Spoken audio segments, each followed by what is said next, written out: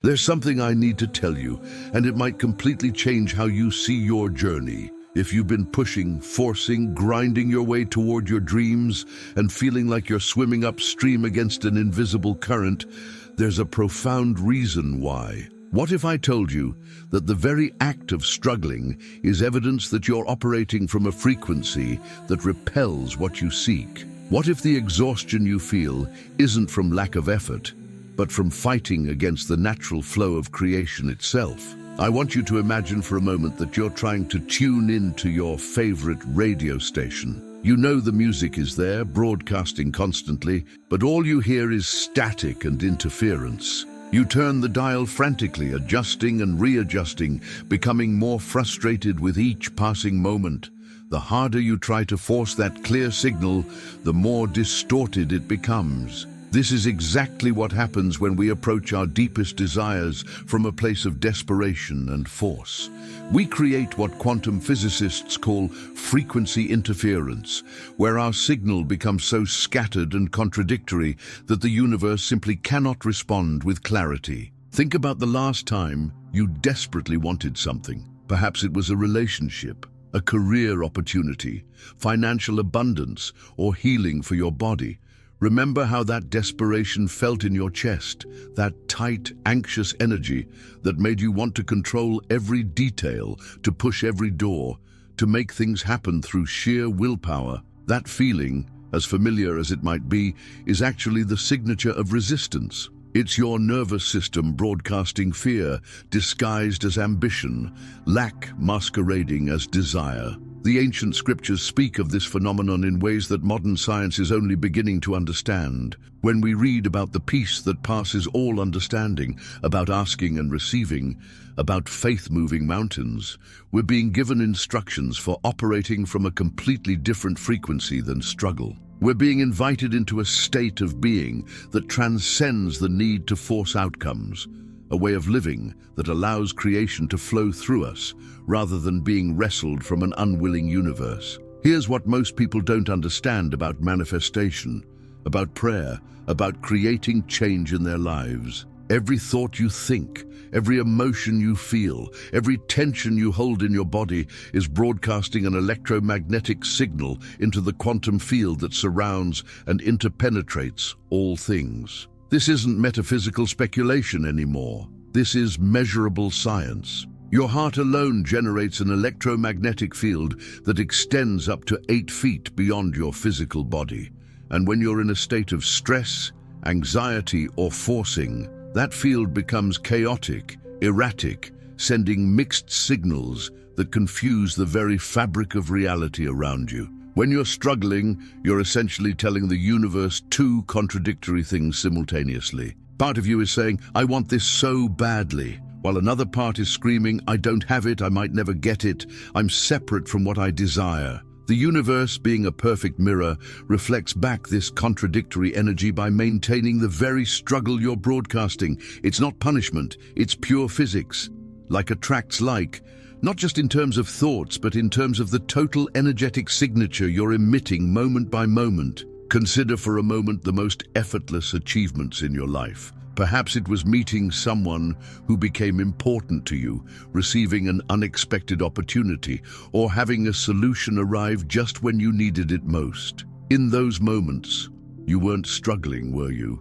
You were probably in a state of openness, maybe even surrender, certainly not gripping with the desperate energy that characterizes so much of our goal-seeking behavior. This isn't coincidence. This is evidence of a different way of being that's available to you in every moment, a frequency of allowing rather than forcing, of attracting rather than chasing. The transformation I'm about to share with you isn't about learning new techniques or adding more practices to your already full life. It's about recognizing a fundamental misunderstanding that keeps most people trapped in cycles of effort without result, action without alignment, motion without meaningful progress. It's about discovering that the very thing you've been seeking has been seeking you, waiting for you to stop creating static in your own signal long enough for the connection to become clear. The human heart is not just a pump, though that's how most of us have been taught to think about it. Modern research in the field of neurocardiology has revealed something that mystics and sages have known for millennia. Your heart is actually a sophisticated electromagnetic generator, creating a field that's 40 to 60 times stronger than the field produced by your brain.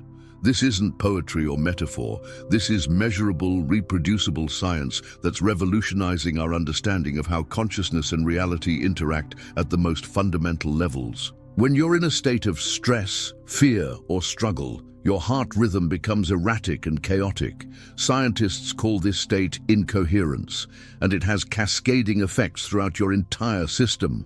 Your brain waves become fragmented, your breathing becomes shallow and restricted, stress hormones flood your bloodstream, and your electromagnetic field projects a signal of survival and separation into the quantum field around you. This is the frequency of struggle, the vibration that says, I'm separate from what I want, and I must fight to get it. But something extraordinary happens when you shift from this state of incoherence into what researchers call heart-brain coherence. When you slow your breathing, focus on feelings of appreciation or compassion, and allow your nervous system to settle into a rhythm of trust rather than tension, your heart begins to beat in smooth, consistent patterns. This coherent heart rhythm immediately influences your brain waves, synchronizing them into states associated with clarity, creativity, and intuitive insight.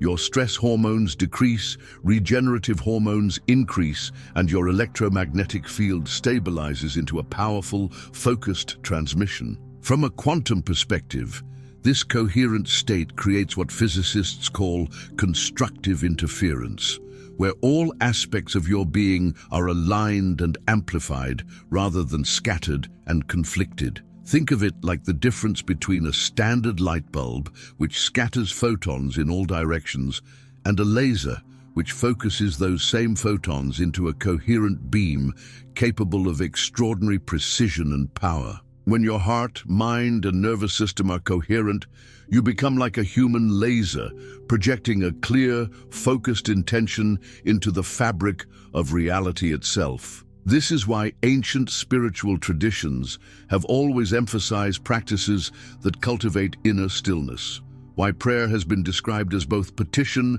and surrender, why meditation has been called the art of effortless effort. These practices aren't just good for your mental health, though they certainly are. They're technologies for tuning your entire being into frequencies that resonate with the creative forces of the universe rather than fighting against them. The implications of this understanding are staggering. It means that the quality of your inner state is literally shaping the reality you experience moment by moment. It means that your biography is not your destiny because your biology is not fixed. Every time you choose coherence over chaos, alignment over struggle, you're not just changing how you feel, you're changing the fundamental frequency through which you interact with the world around you. I know this might sound too good to be true, especially if you've been conditioned to believe that anything worthwhile requires suffering and struggle. But what if that belief itself is part of the interference pattern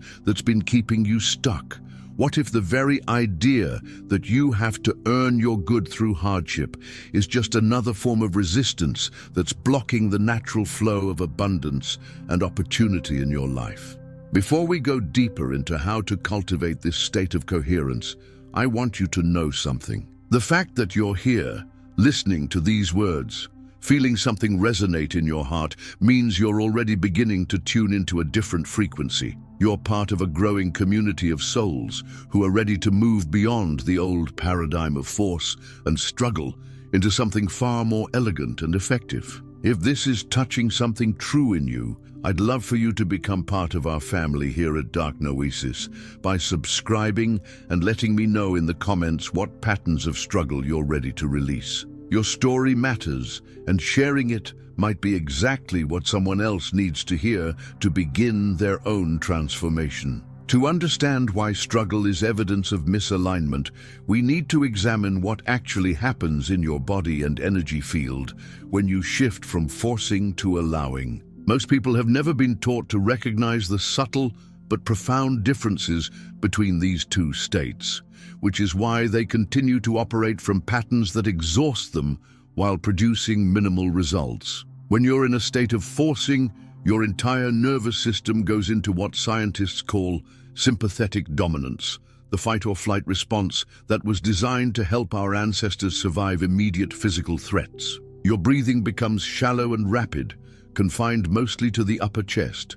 Your heart rate increases, but in an irregular, erratic pattern that creates what cardiologists call heart rate variability chaos. Your muscles tense, particularly in your jaw, shoulders, and abdomen, creating a physical armor that blocks the flow of energy through your system. Your brain waves shift into high beta frequencies associated with anxiety, overthinking, and a narrowed perception that sees problems everywhere but solutions nowhere. This is the physiology of struggle, and it's exhausting because it puts your entire system into a chronic state of emergency. When you're operating from this frequency, you're literally broadcasting the message that the world is unsafe, that resources are scarce, that you must compete and fight for everything you want. The quantum field, being infinitely responsive, mirrors back this expectation by presenting you with circumstances that require more fighting, more competing, more struggling. It's a perfect feedback loop that keeps you trapped in exactly the reality you're trying to escape. But there's another way of being available to you in every moment, though it requires a fundamental shift in how you relate to your desires and your life itself. When you move into coherence, your breathing naturally deepens and slows, engaging the parasympathetic nervous system that governs healing, digestion, creativity, and connection. Your heart rhythm becomes smooth and sinusoidal, like gentle waves on a peaceful ocean. This coherent heart pattern immediately communicates with your brain, shifting your brain waves into alpha and theta states associated with intuition, flow, and expanded awareness. In this state, your muscles release their chronic tension. Your immune system strengthens, your hormonal balance optimizes, and your electromagnetic field expands and stabilizes. You begin broadcasting a very different message into the quantum field, one that says, I am connected to the source of all good. I trust in the perfect unfolding of my highest path. I am open to receiving in ways I cannot yet imagine. This isn't positive thinking or affirmation. It's a fundamental shift in your energetic signature that changes how reality responds to your presence. Dr. Joe Dispenza's research has shown that when people sustain these coherent states for even short periods, measurable changes occur not just in their brain chemistry and heart function, but in their gene expression, their immune markers, and even their cellular regeneration. They're literally rewiring their biology in real time, moving from a state of survival and separation into one of connection and creation. This is the science behind what spiritual traditions have called rebirth, transformation, or awakening. It's not metaphorical, it's a measurable shift in the fundamental frequency through which you operate in the world. The beautiful paradox is that the less you try to control outcomes, the more influence you actually have over the quality of your experience. When you stop pushing against the flow of life and instead align yourself with it, opportunities begin to appear that you never could have forced into existence. People start responding to you differently, not because you've changed your behavior, but because you're broadcasting a different frequency. Synchronicities increase, not because you're paying more attention to them, but because your coherent field naturally attracts experiences that match your elevated state. This is why Jesus spoke about the lilies of the field, how they neither toil nor spin, yet are clothed more gloriously than Solomon in all his splendor. He wasn't advocating for passivity or lack of action. He was pointing toward a way of being that allows the creative intelligence of the universe to work through you, rather than requiring you to figure everything out through mental effort alone. It's about becoming a clear channel for the flow of life, rather than a dam that blocks it with worry, control, and force. The shift from struggling to allowing doesn't mean you stop caring about your dreams or taking inspired action. It means You stop operating from the assumption that you have to force reality to comply with your timeline and your limited understanding of how things should unfold. Instead, you learn to hold your vision with clarity and passion while remaining open to the infinite ways it might manifest, trusting that the universe has access to resources, connections, and possibilities that your conscious mind hasn't even considered. Now that you understand the science and the why behind this shift, let me guide you through the actual practice of moving from struggle into coherence. This isn't just another technique to add to your collection. It's a fundamental reorientation that can transform every aspect of how you show up in the world.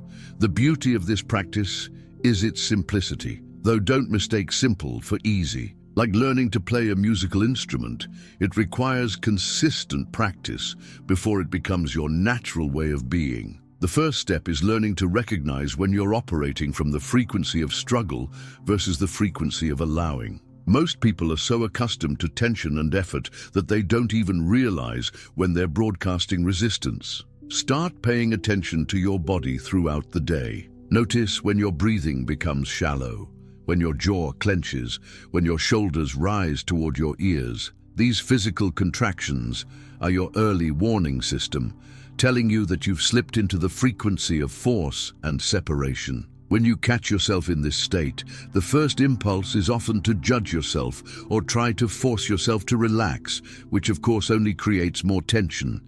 Instead, simply acknowledge what you notice with compassion. I see that I'm gripping right now. I notice that I'm trying to control this situation. I recognize that I'm operating from fear rather than trust. This gentle awareness is the beginning of choice, the moment where you can consciously shift from reactive patterns into responsive presence. Begin with your breath, because it's the most immediate bridge between your conscious will and your autonomic nervous system. Place one hand on your chest and one on your belly, then deliberately slow your breathing until the hand on your belly moves more than the hand on your chest. This engages what researchers call the relaxation response, immediately signaling to your nervous system that you're safe and can move out of survival mode. As you breathe this way, imagine that each inhale is drawing coherence and calm into your entire system, and each exhale is releasing tension and the need to control outcomes. Next, bring your attention to the area around your heart. This isn't just a visualization, you're actually focusing on the location of your body's most powerful electromagnetic generator. As you continue breathing slowly and deeply, begin to cultivate an authentic feeling of appreciation. This doesn't have to be gratitude for everything in your life, especially if you're going through challenging circumstances. It can be as simple as appreciation for this moment of pause, for your willingness to try something different, for the fact that you're learning to care for yourself in a new way. The key word here is authentic. Don't try to manufacture feelings you don't genuinely have, because that creates internal conflict and defeats the purpose of the practice. Start with whatever small, real appreciation you can access, then allow that feeling to expand naturally as you continue focusing on your heart center. You might notice a gentle warmth, a softening in your chest, or simply a sense of settling that indicates your nervous system is shifting into coherence. Once you've established this foundation of coherent breathing and heart-centered awareness, introduce what I call the question of allowing. What would it feel like if this was already resolved in the most beautiful way possible? Don't look for a mental answer. Instead, let your body respond to the question. You might notice a subtle release in your shoulders, a deeper breath, or a quiet sense of spaciousness. This embodied response is evidence that you're beginning to tune into the frequency of already having rather than desperately wanting. This is where Neville Goddard's profound insight becomes practically applicable. He taught that imagination is not mere fantasy, but the actual creative power through which we shape our reality. When you ask, what would it feel like if this was already resolved? You're not pretending or engaging in wishful thinking. You're actually tuning into the vibrational signature of your desired outcome, which exists as pure potential in the quantum field. By feeling into that frequency rather than the frequency of lack and struggle, you begin to collapse the wave function of possibility into form. Stay in this state for as long as feels natural, usually anywhere from 3 to 15 minutes. Don't set a timer or create pressure around doing it perfectly. The goal is to experience the shift from effortful wanting into relaxed allowing, from separation into connection, from the frequency of struggle into the frequency of flow. Some days this will feel profound and moving. Other days it might feel subtle or even difficult to access. Both experiences are perfectly normal and part of the process of rewiring your nervous system toward coherence. The real magic happens when you begin to carry this frequency into your daily activities. Instead of approaching your goals from the energy of, "I don't have this yet and I must make it happen," you start to operate from, "I'm connected to everything I need and I trust the perfect timing of my unfolding." This doesn't mean you become passive or stop taking action. It means your actions arise from inspiration and alignment rather than desperation and force, which makes them infinitely more effective and far less exhausting. You know, as I share this with you, I'm reminded of how different my own life became when I stopped trying to force doors open and started paying attention to the ones that opened naturally. I want you to experience that same freedom, that same sense of flow and synchronicity that becomes available when you align with the frequency of allowing rather than struggling against the current of life. If something in these words is resonating with your heart, if you're feeling called to explore this path more deeply, I hope you'll join our growing family here by subscribing and sharing your own experiences in the comments. What would change in your life if you could release the need to struggle? What dreams might unfold if you trusted the process instead of trying to control it? Your insights and questions help shape the content I create, and I genuinely love hearing from souls who are ready to transform their relationship with manifestation and life itself. As you begin to practice this shift from struggle to coherence consistently, you'll start to notice changes that might surprise you. These aren't dramatic overnight transformations, though occasionally those do happen. More often, the shifts are subtle but profound, like the difference between artificial light and natural sunlight. Both illuminate, but one feels harsh and draining, while the other feels nourishing and alive.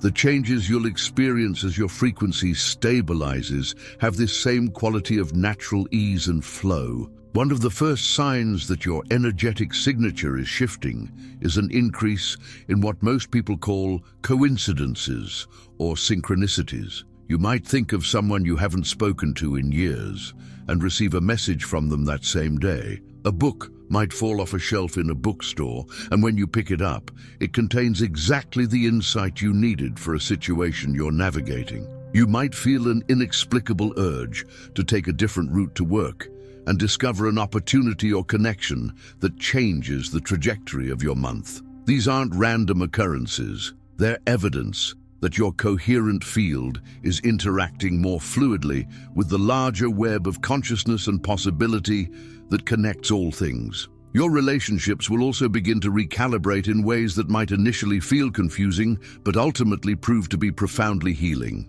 People who resonated with your old patterns of struggle and drama may naturally drift away, not through conflict or conscious choice, but simply because you're no longer vibrating at the same frequency that attracted those dynamics. Meanwhile, new connections may enter your life, often carrying a sense of familiarity or ease that surprises you. These people seem to understand you without lengthy explanations, support your growth without trying to change you, and collaborate with you in ways that feel effortless and natural. Perhaps most notably, you'll begin to experience your physical body differently. Many people report improvements in their sleep quality, not because they're doing anything different externally, but because their nervous system is spending more time in the coherent parasympathetic state that allows for deep rest and cellular regeneration. Your digestive system may function more smoothly, your immune system may strengthen,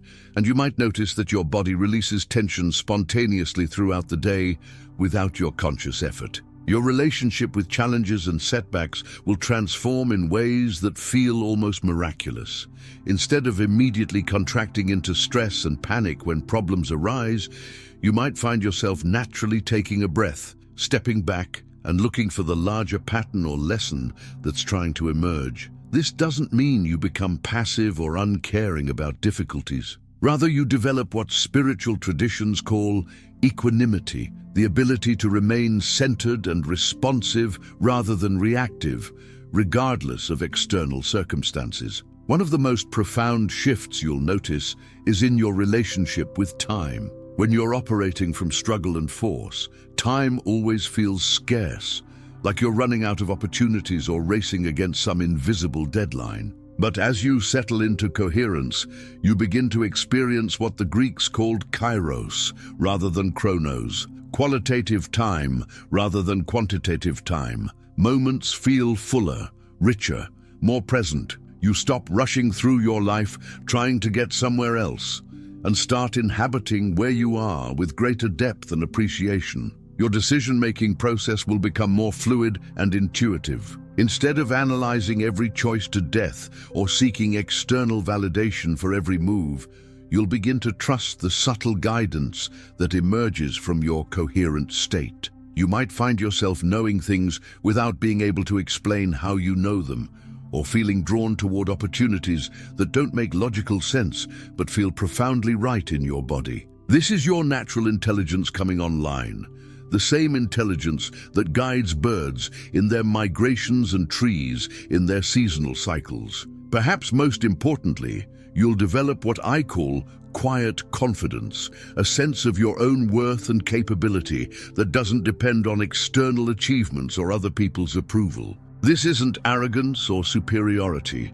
It's a deep knowing that you belong here, that your unique gifts and perspective have value, that you don't need to prove yourself to anyone, not even to yourself. This inner security becomes magnetic, attracting opportunities and relationships that honor and reflect your true nature. You might also notice that your creative expression becomes more authentic and flowing. Whether it's in your work, your relationships, your artistic endeavors, or simply in how you move through your daily activities, you'll find yourself operating from a place of genuine inspiration rather than forced productivity. Ideas will come more easily, solutions will appear more naturally, and you'll trust your creative impulses in ways that might have felt too risky when you were operating from struggle and scarcity. The beautiful paradox is that as you stop trying so hard to make things happen, things begin happening more easily and in ways that often surpass what you originally thought you wanted. This isn't because the universe is rewarding you for good behavior, but because your coherent field naturally attracts experiences that match its elevated frequency. You become like a tuning fork that resonates with beauty, opportunity, and connection, simply because that's the signal you're consistently broadcasting. While the path from struggle to coherence sounds beautiful in theory, there are specific patterns and pitfalls that can trap you in cycles of frustration and prevent you from experiencing the transformation you seek. Understanding these shadows is crucial because they represent the most common ways people sabotage their own progress, often without realizing what they're doing. These aren't moral failures or signs of weakness. They're simply misunderstandings about how energy and consciousness actually work. The first and perhaps most common trap is what I call emotional performance. Once you understand that your feeling state affects your reality, there's a strong temptation to try to manufacture the right emotions in order to get the results you want. You might force yourself to feel grateful when you're actually anxious, or try to generate love and appreciation when what you're genuinely feeling is fear or disappointment. This creates internal conflict and actually generates more resistance than simply being honest about your current state. Authenticity is always more powerful than performance because the quantum field responds to your total energetic signature, not just the emotions you're trying to project. If you're feeling doubt or sadness, Acknowledge it with compassion rather than trying to paste positivity over it. Start with something small and real that you can genuinely appreciate, even if it's just the fact that you're willing to be honest with yourself in this moment. Real appreciation for small things carries more coherent power than forced gratitude for big things you don't actually feel grateful for. Another common pitfall is using these practices as manipulation rather than alignment. Your ego might try to turn coherence into another strategy for getting what you want, approaching it with the same controlling energy that characterizes struggle. You might find yourself thinking, if I do this technique perfectly, if I maintain this state consistently, then I'll finally manifest my desires. This is still operating from the frequency of force. You're just using more sophisticated tools. The quantum field doesn't respond to bargaining or to perfectly executed techniques. It responds to your genuine state of being, your authentic relationship with life itself. When you approach these practices as a way to align with the natural flow of creation rather than to manipulate outcomes, everything changes. You stop measuring your success by how quickly things manifest and start measuring it by how peaceful, connected, and alive you feel moment by moment. A third trap is what I call hypervigilance around thoughts and emotions. Once you realize that your inner state affects your outer reality, it's tempting to monitor every thought obsessively, panicking when you catch yourself thinking something negative or feeling something you judge as low vibration. This creates a kind of spiritual perfectionism that's exhausting and counterproductive. Thoughts and emotions are like weather patterns in the sky of your consciousness.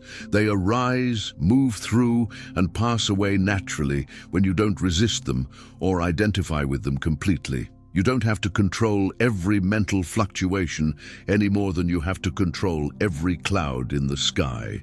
What matters is your overall frequency over time, your dominant patterns of being, not every momentary experience that moves through your awareness. The fourth common mistake is expecting immediate dramatic changes and becoming discouraged when transformation feels gradual or subtle. Our culture has conditioned us to expect instant results, immediate gratification, and dramatic before and after stories. But real transformation usually happens more like the way a tree grows, slowly and steadily, with most of the important changes happening below the surface before they become visible externally. Some shifts in consciousness can feel instantaneous and profound, like suddenly seeing a hidden picture in a magic eye puzzle. But more often, coherence builds like fitness or any other capacity through consistent practice over time. The changes might be so gradual that you don't notice them until you look back and realize how different your life has become over months or years of practice. The fifth shadow is abandoning the practice during challenging periods, which is ironically when it can serve you most powerfully. When life becomes difficult, when external circumstances feel overwhelming, or when your old patterns resurface strongly, there's a tendency to assume that the practice isn't working and to revert to familiar patterns of struggle and control. But these challenging moments are actually opportunities to deepen your mastery. Anyone can maintain coherence when life is flowing smoothly. The real development comes from learning to return to your center during turbulence. This doesn't mean forcing yourself to feel positive when you're genuinely processing grief or navigating crisis. It means remembering that your worth and security don't depend on external circumstances, and that you can maintain an underlying frequency of trust even while feeling the full spectrum of human emotions. The final pitfall I'll mention is spiritual bypassing. Using these practices to avoid dealing with practical realities or to escape from legitimate feelings and situations that need your attention. Coherence isn't about floating above human experience in a cloud of blissful detachment. It's about being fully present to life as it is, while maintaining connection to the deeper currents of meaning and possibility that flow beneath surface circumstances. True alignment includes taking inspired action, having difficult conversations when necessary, setting appropriate boundaries, and dealing responsibly with your practical affairs. The goal isn't to transcend your humanity, but to live it more fully, to be simultaneously grounded in reality and connected to the sacred mystery that animates all existence. One of the most radical shifts required for moving from struggle to coherence is fundamentally changing how you measure progress and define success in your life. The old paradigm teaches us to evaluate our worth based on external achievements, comparing our current circumstances to our desired outcomes and feeling successful only when we've accumulated the right combination of things, experiences,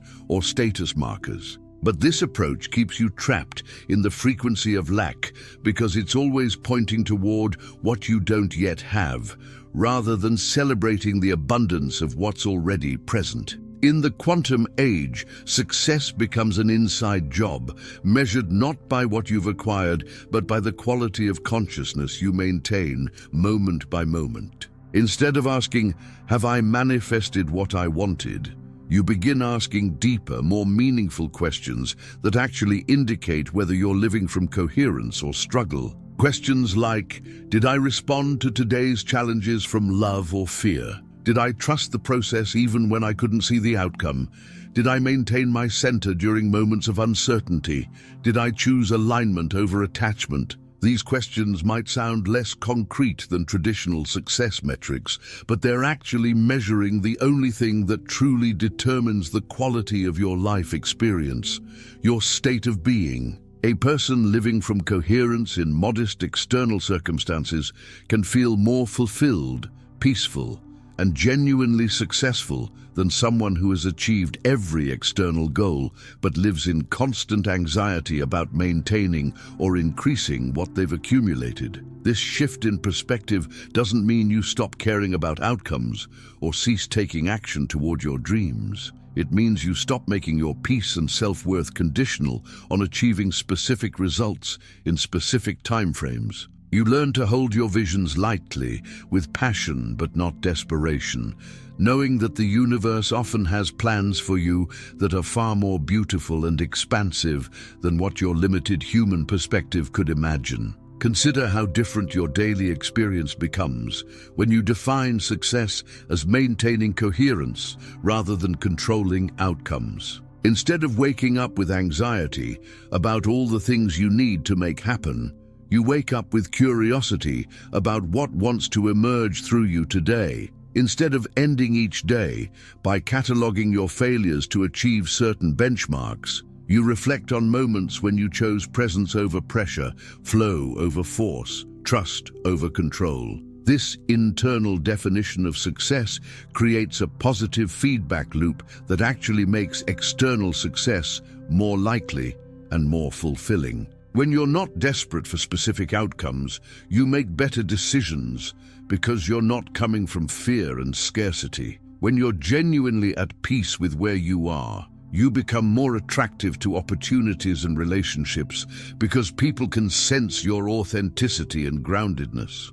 When you trust the process, you notice and act on inspired opportunities that your anxious mind might have overlooked or rejected. Bruce Lipton's groundbreaking research in epigenetics shows us that our beliefs and emotional states literally influence which genes get expressed in our bodies. When you live from chronic stress about not having achieved enough, not being enough, not doing enough, you're literally sending signals to your cells that create biological patterns of struggle and limitation. But when you define success as coherence, appreciation, and alignment, you send completely different signals that support health, creativity, and expanded possibility. The ripple effects of this shift extend far beyond your personal experience. When you stop measuring your worth by external achievements, you stop unconsciously pressuring the people in your life to perform for your approval. Your children, partners, friends, and colleagues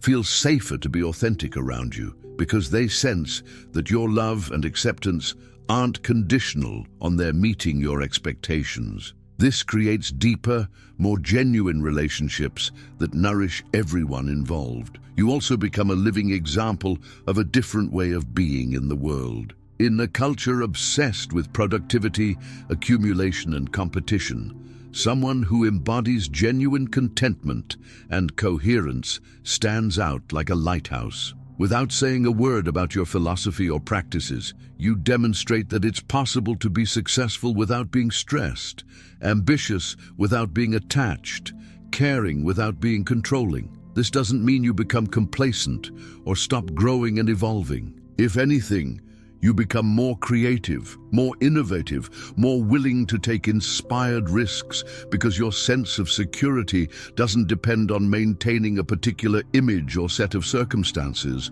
You can afford to fail because you know that your worth isn't determined by your performance, which paradoxically makes you much more likely to succeed in whatever endeavors you choose to pursue. The most beautiful aspect of redefining success this way is that it makes you available for surprises, for possibilities you never could have planned or forced into existence. When you're not rigidly attached to specific outcomes, you can recognize and receive gifts that come in unexpected forms. That job rejection might lead to an even better opportunity. That relationship ending might create space for deeper self-discovery and a more authentic partnership. That health challenge might catalyze changes that ultimately enhance your vitality and life purpose. Living from this expanded definition of success doesn't mean you never feel disappointed when things don't go as hoped, or that you don't have preferences about how your life unfolds. It means you hold these feelings and preferences within a larger context of trust and appreciation, knowing that your essential well-being doesn't depend on any particular outcome. You can be fully human while remaining connected to the deeper currents of meaning and possibility that flow beneath surface circumstances. The ultimate goal of this entire journey isn't to master a technique or achieve a particular state occasionally during meditation. It's to become someone who naturally operates from coherence as your baseline way of being in the world. This transformation isn't something you achieve once and then maintain effortlessly. It's a continuous process of choosing alignment over and over again, gradually rewiring your nervous system and consciousness until coherence becomes more familiar than struggle. Living as a coherent being means that your default response to challenges shifts from contraction to curiosity. When something unexpected happens, instead of immediately asking, "Why is this happening to me?"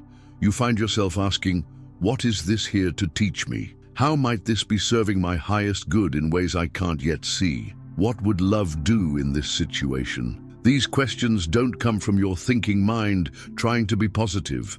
They arise naturally from a nervous system that's been trained to look for possibility and meaning rather than problems and threats. You begin to move through the world with what I call sacred confidence, a quiet certainty that you're exactly where you need to be for your soul's growth and service, even when your circumstances feel challenging or unclear. This isn't naive optimism or spiritual bypassing. It's a mature trust that emerges from understanding how consciousness and reality interact at the deepest levels. You know that every experience is either bringing you joy or bringing you wisdom, and both are valuable beyond measure. Your relationship with time transforms completely. Instead of racing against imaginary deadlines or feeling behind in some cosmic competition, you settle into what spiritual traditions call divine timing.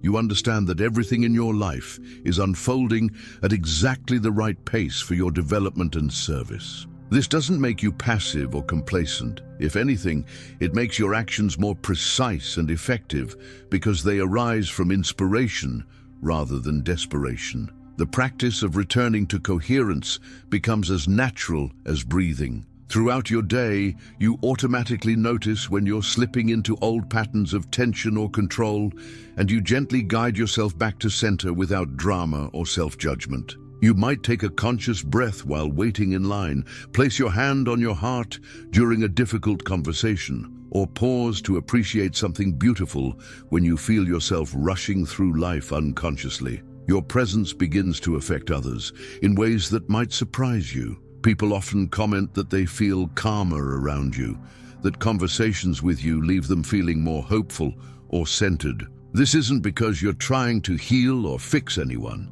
It's simply the natural result of your coherent field in training the nervous systems of those around you. Like a tuning fork that causes other instruments to resonate at its frequency, your stabilized energy field invites others into greater coherence without you having to do anything specific. You discover that your work, whatever form it takes, becomes an expression of your coherence rather than a source of stress or struggle. Whether you're raising children, running a business, creating art, or serving in any capacity, you find yourself approaching your responsibilities from a place of flow and inspiration rather than obligation and effort. This doesn't mean work becomes effortless, but it means the effort feels aligned, purposeful, and energizing rather than draining. Your relationship with money and material resources shifts from scarcity and anxiety to trust and appreciation. You understand that abundance isn't about accumulating more things, but about recognizing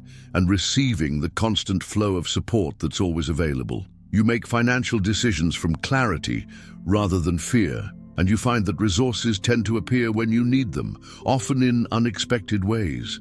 This isn't magical thinking, it's the natural result of operating from a frequency that attracts rather than repels opportunity. Perhaps most importantly, you develop what the mystics have called equanimity, the ability to remain centered regardless of whether life is bringing you what you traditionally considered good or bad experiences. You understand that your peace doesn't depend on circumstances aligning with your preferences, though you still have preferences and work toward goals you care about. You simply don't make your well-being conditional on getting what you want when you want it. This equanimity extends to your relationship with other people's choices and behaviors. You stop trying to control or fix those around you, not because you don't care, but because you understand that everyone is on their own journey of awakening, and that your interference often prevents them from learning what they need to learn. You offer your presence, support, and wisdom when appropriate, but you don't make other people's happiness or success your responsibility. The practice becomes a way of life, rather than something you do at specific times. Every moment becomes an opportunity to choose coherence over chaos, love over fear, trust over control. You realize that this is what spiritual traditions have always been pointing toward when they spoke of prayer without ceasing, of constant remembrance, of living in the presence of the sacred. It's not about being perfect or transcending your humanity, it's about being fully present to the divine intelligence that flows through ordinary human experience. As you stabilize in this way of being, you might find yourself naturally drawn to serve others who are ready to make this same shift. Not because you think you have all the answers, but because you remember what it felt like to struggle, and you want to offer support to those who are ready to discover a different way. Your service emerges organically from your overflow rather than from a sense of obligation or a need to prove your worth. You begin to see your entire life as a sacred experiment, a unique expression of consciousness exploring what's possible through your particular combination of gifts, challenges, and circumstances. Every experience becomes interesting rather than threatening because you know that everything is contributing to your evolution and your capacity to serve the larger awakening that's happening on our planet. The ultimate fruit of living from coherence is a deep sense of coming home to yourself, of finally being who you always knew you could be beneath all the conditioning and struggle. You realize that what you thought you were seeking in external achievements and acquisitions was always the peace, love, and wholeness that emerges naturally when you align with your true nature. The journey from struggle to coherence is really a journey from forgetting to remembering, from separation to connection, from effort to grace. This is what's possible for you. Not someday when you've perfected all the techniques or resolved all your challenges, but right now, in this moment, as you choose to soften your grip on how you think life should look and open to the extraordinary intelligence that's always available to guide and support you, the field is responding to your energy in every moment, and it's never too late to begin broadcasting a frequency that attracts the life you came here to live. If these words have touched something true in your heart, If you feel called to explore this path of coherence more deeply, I invite you to become part of our community here at Dark Noesis. Share in the comments what struggle you're ready to release, what new frequency you're choosing to cultivate, or simply let me know that you're here and ready to transform your relationship with life itself. Your journey matters, your awakening serves the whole, and you're not walking this path alone. The field is vast, loving, and always ready to support your highest unfolding. All that's required is your willingness to stop forcing and start allowing the miracle of your authentic life to emerge.